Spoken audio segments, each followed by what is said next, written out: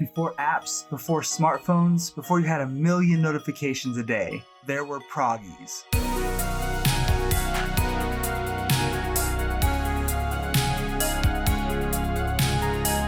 They were little programs you could download from your floppy disk or dial-up internet, or that you got from your shady friend who smelled like Mountain Dew.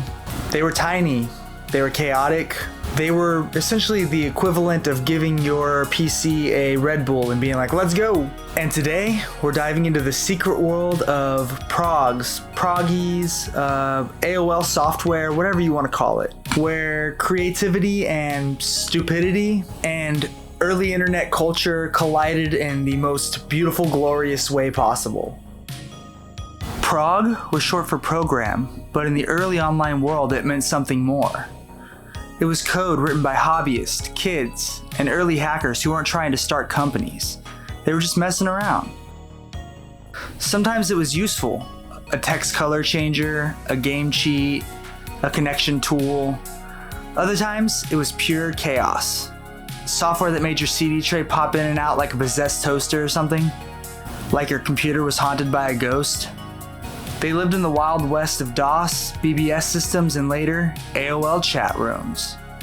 To understand why these little digital gremlins mattered, we have to roll the tape way back to when computers looked like furniture and the internet sounded like a dying robot.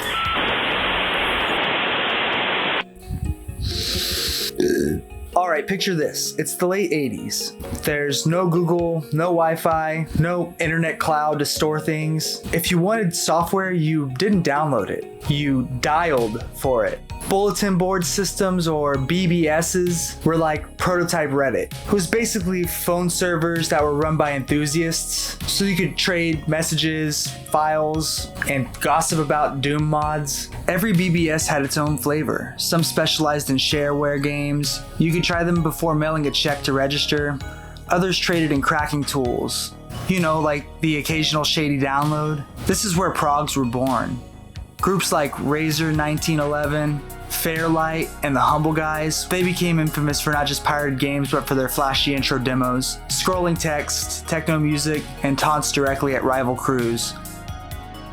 To ordinary users, those intros looked like magic, but to programmers, they were like badges of honor. Proof that somebody could make your 33 megahertz computer dance. So the early 90s hit. Everyone had a PC that could sort of multitask. Windows 3.1 shows up, floppy disks, and software goes viral before viral was even a thing. Viral still was something about sickness. Now, shareware becomes the big thing. You'd get a free demo of something like Wolfenstein or Commander Keen or Doom. And if you liked it, get this, you'd have to mail in a postcard with like a check attached to it in order to get the full copy.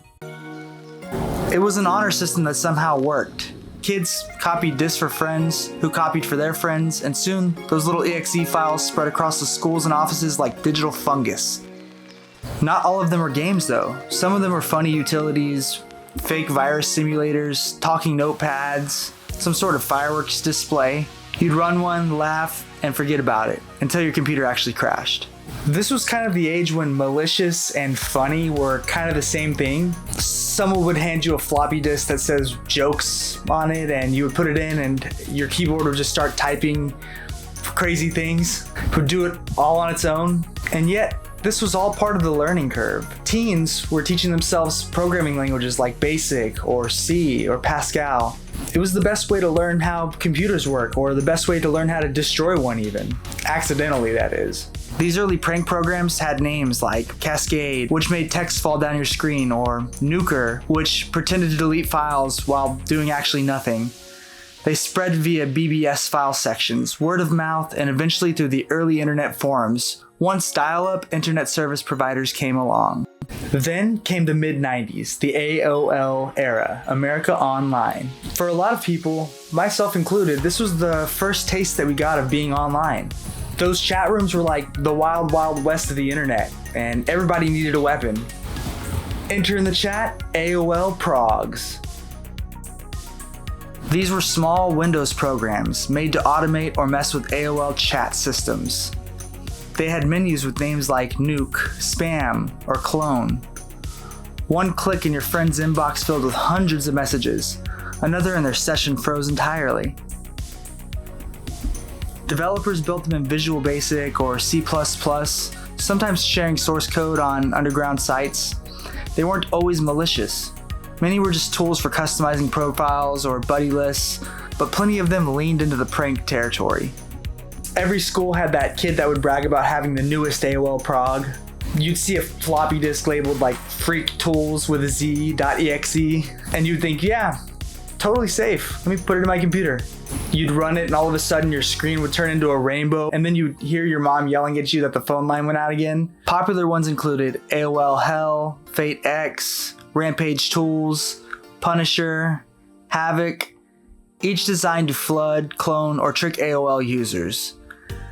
They became an underground ecosystem of the platform, with new versions released weekly to dodge AOL security patches.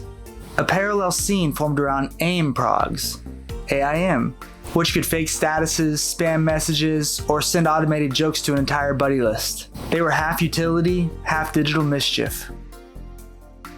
The funniest part is that this taught people real stuff, real skills. A lot of those prank coders ended up working in cybersecurity or software engineering or IT, doing great things. Because once you've taken down your own AOL session, then you're pretty much qualified to help others. Run tech support even. Beyond jokes, Progs represented a genuine hacker ethos. Curiosity, experimentation, and rebellion against polished corporate systems. They were a last gasp of an era when computing still felt personal, when every user could be a creator, not just a consumer. By the late 90s, AOL's dominance started to fade, but the culture of Progs lived on. Many of those same users migrated to different forums like ICQ or Something Awful and FARC, each spawning their own wave of scripts and bots. If you were part of the scene, you might remember scripts like Phantom or Peace and Protection. These were spiritual successors to Progs, little toolkits that let you automate replies, log chats, or prank friends. It was the same spirit, just slightly better graphics and a lot more inside jokes. The thing about Progs is that they weren't just code, they were a scene. There was enthusiasts everywhere. You had handles, aliases, and groups of people. People made logos for their releases like they were dropping mixtapes or something. One prog would open a splash screen with coded by Dopefish69 with some MIDI playing in the background, endlessly looped.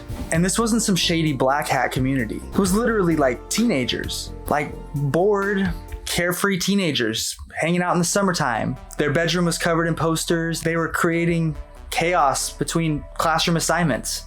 It's like if TikTok kids had access to TCP or IP tools. Progs also played a huge role in teaching social engineering, the soft skills of hacking people, not machines. AOL phishers used fake login pop-ups made with Visual Basic to trick users into typing in their passwords.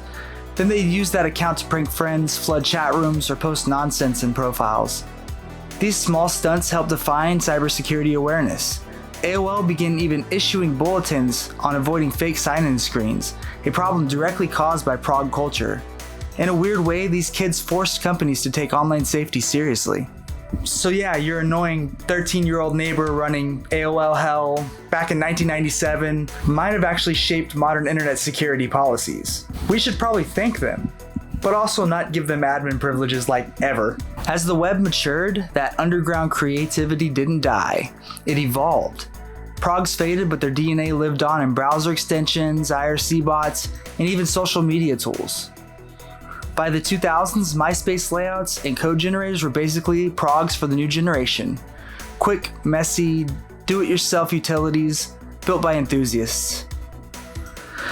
Meanwhile, the original prog scene splintered. Some moved into legitimate hacking groups, others turned to web development or gaming.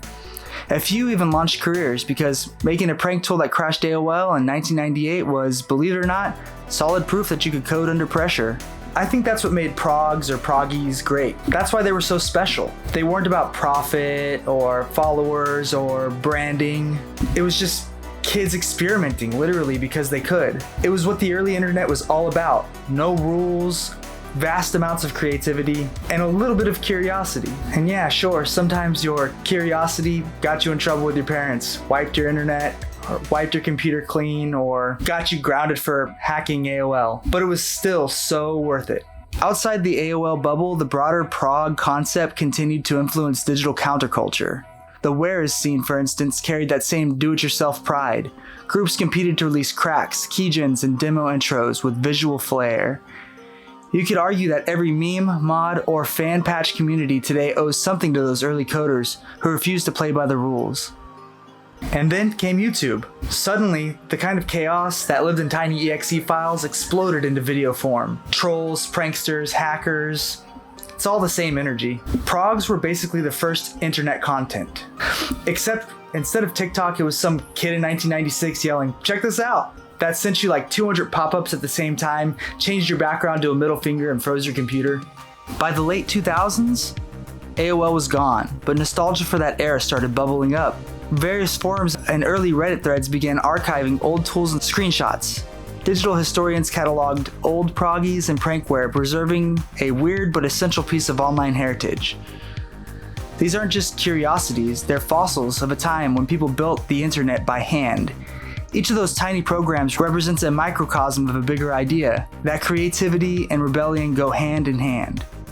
And that's literally why I love this stuff. It's funny, it's stupid, it's a little bit dangerous, but it's also kind of beautiful. Proggies were like graffiti of the early internet. They didn't last very long, but the culture that they built lasted forever. Hey, and at least nobody's trying to sell you a monthly subscription for AOL Hell Pro Edition yet. So next time you're scrolling through some sleek modern app that wants your data and your location and your soul, remember the kids who coded programs that just made your CD tray pop open for no reason.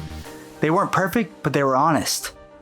They weren't trying to trap you in some ecosystem or some algorithm. They're just trying to make you laugh, maybe crash your buddy's session, and feel like they discovered some secret power.